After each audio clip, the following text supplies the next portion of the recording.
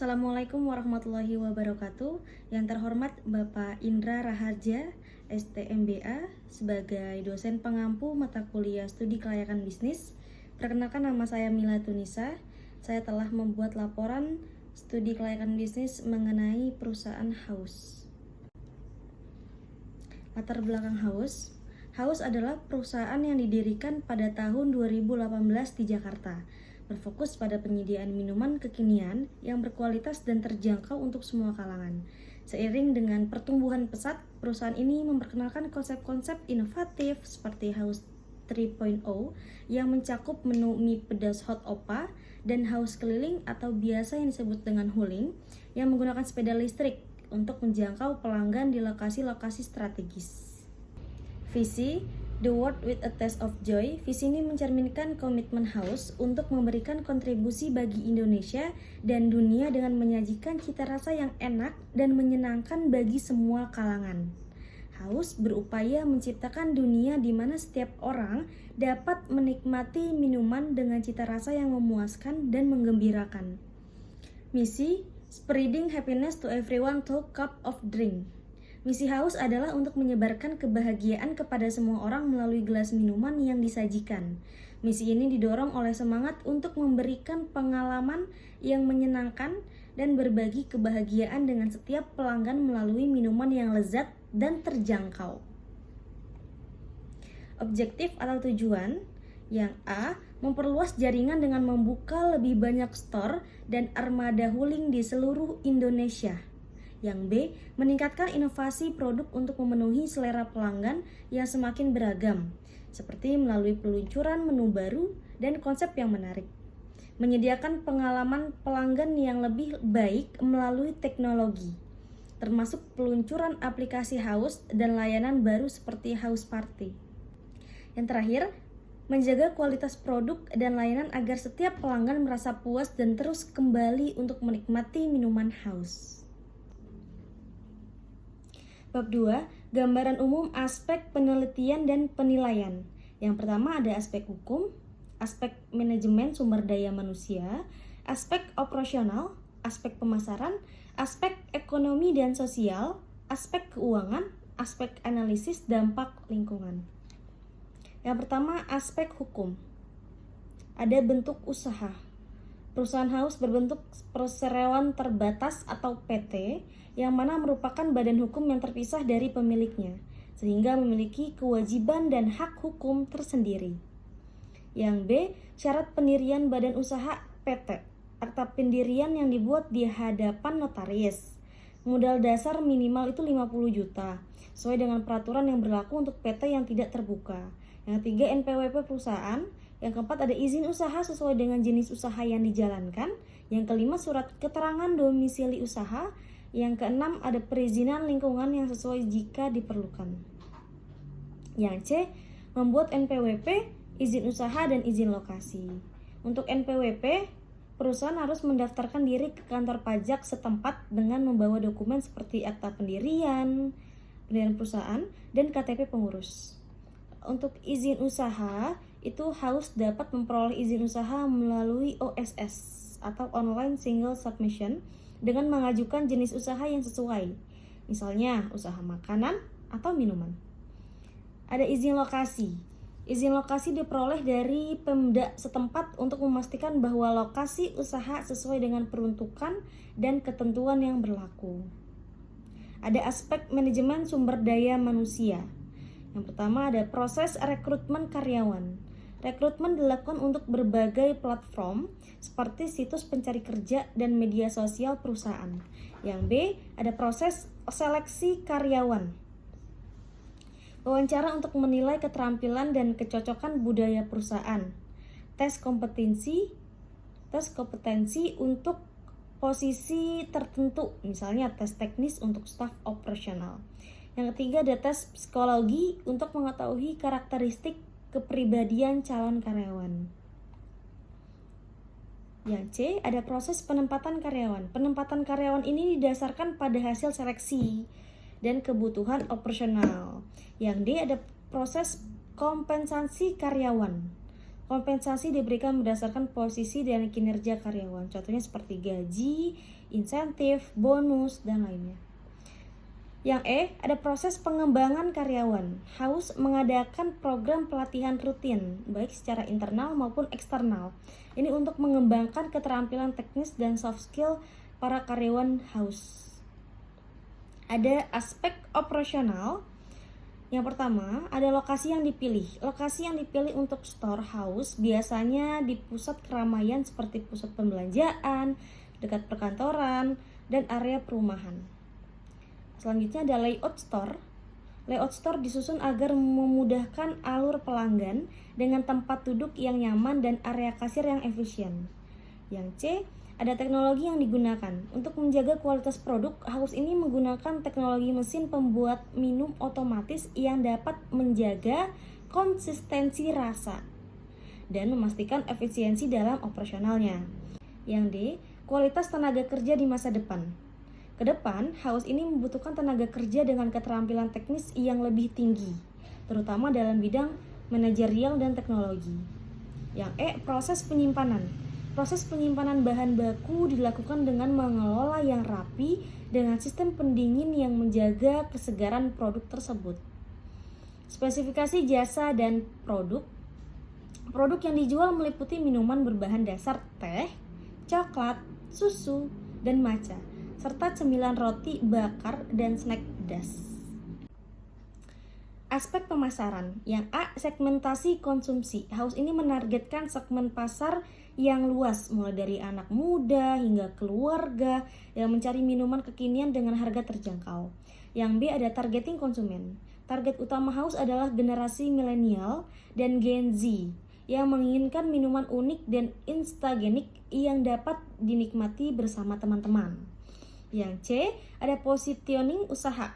House diposisikan sebagai merek yang memberikan minuman kekinian berkualitas tinggi dengan harga yang terjangkau, menyasar konsumen yang ingin menikmati minuman enak tanpa perlu mengeluarkan biaya yang tinggi. Yang D, strategi penentuan harga.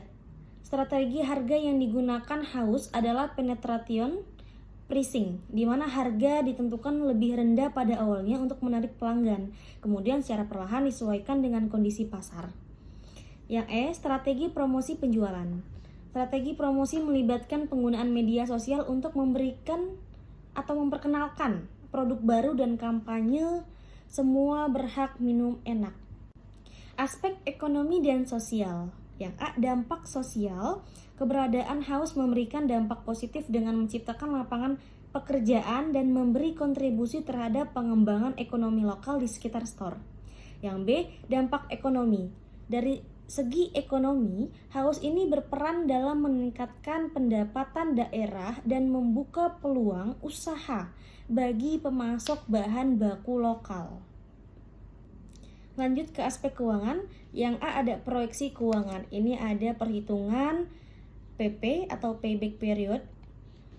Proyek ini membutuhkan waktu sekitar 3,33 tahun untuk kembali ke modal. Berikut perhitungan untuk rumus NPV, substitusi angka-angkanya, menghitung setiap bagiannya, menjumlahkan hasilnya, serta dikurangi investasi awal. Jadi interpretasi dengan perubahan nilai investasi menjadi 200 juta, maka NPV proyek menjadi positif sebesar 84.373.67 rupiah. Ini menunjukkan bahwa proyek tersebut layak untuk dijalankan karena menghasilkan keuntungan setelah mempertimbangkan nilai investasi awal dan nilai sekarang dari arus kas masuk. Aspek analisis dampak lingkungan. Faktor eksternal lingkungan bisnis perusahaan. A, pelanggan. Pelanggan House adalah konsumen muda hingga dewasa yang aktif di media sosial dan mencari tempat yang nyaman untuk berkumpul. B, pesaing. Pesaing House meliputi merek minuman besar dan brand lokal lain yang menawarkan produk serupa, biasanya dengan harga yang mirip. Yang C, pemasok. Pemasok bahan baku House termasuk pemasok teh, susu, coklat, dan bahan-bahan lainnya. Ini juga biasanya terdapat beberapa harga yang mirip. Yang D, mitra penjualan. Haus juga memiliki mitra penjualan melalui aplikasi dan mitra distribusi untuk layanan delivery. Yang E, faktor-faktor makro eksternal. Itu ada politik, ada lingkungan, ada teknologi, ada hukum, ada ekonomi. Selanjutnya ada analisis SWOT. Kekuatan atau strength. Yang pertama, produk yang unik. Haus menawarkan minuman kekinian yang tidak hanya lezat tetapi juga menarik secara visual, menciptakan pengalaman yang menyenangkan bagi pelanggannya. Yang kedua ada harga terjangkau. Dengan strategi harga penetrasi, Haus bisa menarik banyak pelanggan, terutama dari segmen milenial dan Gen Z. Lokasi yang strategis. Store Haus terletak di lokasi yang ramai dan strategis, mendekati area perbelanjaan, perkantoran, dan pemukiman. Ini sebenarnya sudah dijelaskan sebelumnya. Contoh lokasi strategis biasanya di dekat sekolah juga bisa, atau di tempat-tempat yang ramai pengunjungnya. Yang keempat ada inovasi produk dan layanan. Terus mengembangkan varian produk dan menggunakan teknologi digital untuk mempermudah pemesanan dan promosi. Sekarang banyak aplikasi-aplikasi yang bisa memesan makanan dan minuman secara instan. Selanjutnya ada kelemahan atau weakness. Yang pertama, ketergantungan pada bahan baku tertentu. Ya, kualitas produk yang tinggi bergantung pada bahan baku tertentu yang dapat dipengaruhi oleh fluktuasi harga atau ketersediaan bahan baku. Yang kedua ada pemasaran terbatas. Meskipun menggunakan media sosial, Haus ini mungkin perlu memperluas saluran pemasaran untuk menjangkau lebih banyak konsumen di luar yang sudah ada. Yang ketiga, biaya operasional yang tinggi. Menjaga kualitas dan pengalaman pelanggan di lokasi yang strategis dapat memerlukan biaya operasional yang lebih tinggi. Selanjutnya ada peluang atau opportunities. Yang pertama ada tren minuman kekinian. Minuman kekinian dan inovasi rasa menjadi tren di kalangan konsumen muda, memberi peluang besar untuk berkembang. Yang kedua ada ekspansi ke wilayah baru. Dengan adanya permintaan yang kuat di kota-kota besar, Haus ini memiliki peluang untuk memperluas operasionalnya ke kota-kota lain. Yang ketiga ada meningkatnya preferensi terhadap produk lokal. Konsumen kini lebih memilih produk yang dibuat secara lokal dan menawarkan keunikan yang memberikan peluang untuk merek lokal seperti Haus berkembang. Ancaman atau threats. Yang pertama ada persaingan yang ketat. Banyaknya merek minuman lain yang menawarkan produk serupa dengan harga bersaing dapat menekan margin keuntungan. Yang kedua, fluktuasi ekonomi. Dalam situasi ekonomi yang tidak stabil, daya beli konsumen bisa berkurang dan dapat berdampak pada penjualan. Yang ketiga, perubahan regulasi. Peraturan yang lebih ketat mengenai izin usaha, produk, atau pajak bisa menjadi hambatan bagi kelangsungan usaha Haus. Untuk kesimpulan, berdasarkan analisa aspek-aspek yang telah dibahas, dapat disimpulkan bahwa bisnis Haus layak untuk dilaksanakan. Kelebihan yang dimiliki perusahaan seperti produk yang inovatif, harga yang bersaing, lokasi yang strategis, serta penggunaan teknologi dalam pelayanan memberikan peluang besar untuk kesuksesan bisnis ini. Namun, ada beberapa kelemahan yang perlu diatasi, seperti ketergantungan pada bahan baku tertentu dan biaya operasional yang tinggi. Tantangan dan pesaing dan fluktuasi ekonomi juga perlu diperhatikan untuk menjaga kelangsungan bisnis ini dalam jangka panjang. Selanjutnya saran untuk memastikan urgensi, reasonability, dan sustainability dari usaha Haus, ada beberapa langkah yang perlu dilakukan. Yang pertama, inovasi terus-menerus. Yang kedua, peningkatan pemasaran. Yang ketiga, pengelolaan keuangan secara cermat. Yang keempat, pengelolaan hubungan dengan pemasok. Demikian yang dapat saya sampaikan mengenai perusahaan Haus. Assalamualaikum warahmatullahi wabarakatuh.